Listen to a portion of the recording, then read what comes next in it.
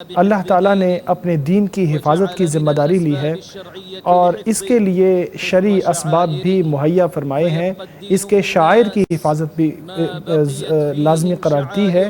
یہ دین تب تک باقی رہے گا جب تک اللہ کے شعائر کی حفاظت ہوتی رہے گی۔ اللہ کے شعائر کی عزت دل کے تقوی کی دلیل ہے۔ اللہ کا فرمان ہے کہ جو اللہ تعالیٰ کے شعائر کی تعظیم کرتا ہے تو یہ دل کی پرہیزگاری کا حصہ ہے۔ جس دن بھی ہم صبح اٹھتے ہیں یا رات کو سوتے ہیں تو اللہ تبارک و تعالیٰ کے شعائر کو سنتے ہوئے اٹھتے اور سوتے ہیں، جیسا کہ کلمہ شہادت ہے، جیسا کہ نماز کا شعار اذان ہے، اسی طرح زکوٰۃ ہے، روزے ہیں، یہ بھی اسلام کے شعائر میں سے ہیں۔ اسی طرح اسلام کے عظیم شعائر میں سے حج اور عمرہ کے شعیریں ہیں۔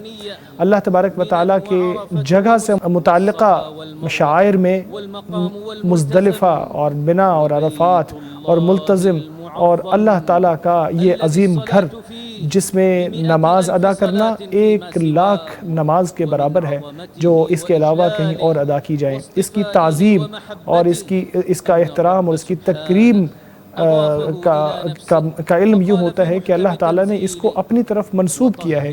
اللہ تعالیٰ نے فرمایا کہ میرے اس گھر کو طواف کرنے والوں، قیام کرنے والوں اور رکوع و سجود کرنے والوں کے لیے پاک کر دو۔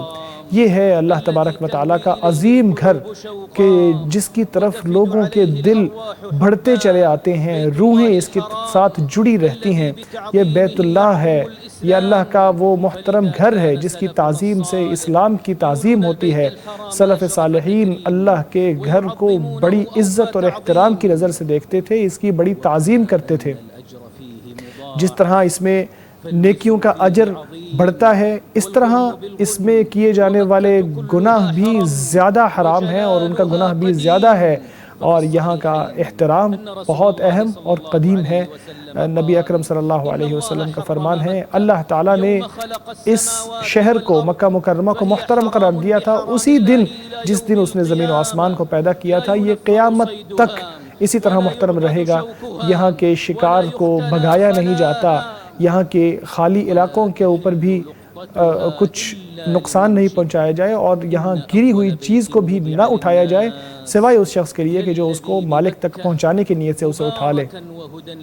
یہ ہے اللہ تبارک و تعالیٰ کا گھر جو دنیا کا پہلا گھر ہے جو لوگوں کے لیے بنایا گیا تھا، اور جو یہاں داخل ہوتا ہے وہ امن میں داخل ہو جاتا ہے۔ اے مومنوں، اللہ تعالیٰ کے شعائر میں عرفات کا دن بھی شامل ہے۔ یہ میثاق کا دن ہے، یہ میثاق کو وفا کرنے کا دن بھی ہے جو اللہ تبارک و تعالیٰ نے اولاد آدم سے لیا تھا، جیسا کہ مسند امام احمد میں روایت ہے کہ نبی اکرم صلی اللہ علیہ وسلم نے فرمایا، اللہ تعالیٰ نے آدم علیہ السلام کی پیٹھ سے ساری نسل کو نکالا اور عالم ارواح میں اپنے سامنے بالکل ذرات کی طرح پھیلا دیا، اور اللہ نے ان سے مخاطب ہو کے کہا، کیا میں آپ کا رب نہیں ہوں؟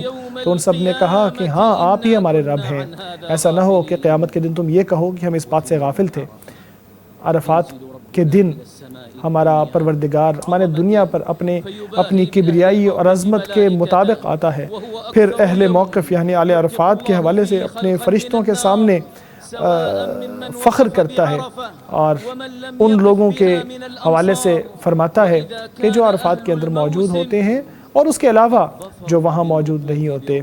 تو اگر وہ لوگ جو موقف میں یعنی عرفات میں موجود ہوتے ہیں ان کو تو حج کا بڑا دن نصیب ہو جاتا ہے، مگر جو ان کے علاوہ لوگ ہیں ان کو بھی روزے کا موقع ملتا ہے، اور وہ روزہ 2 سال کے گناہوں کو معاف کر دیتا ہے۔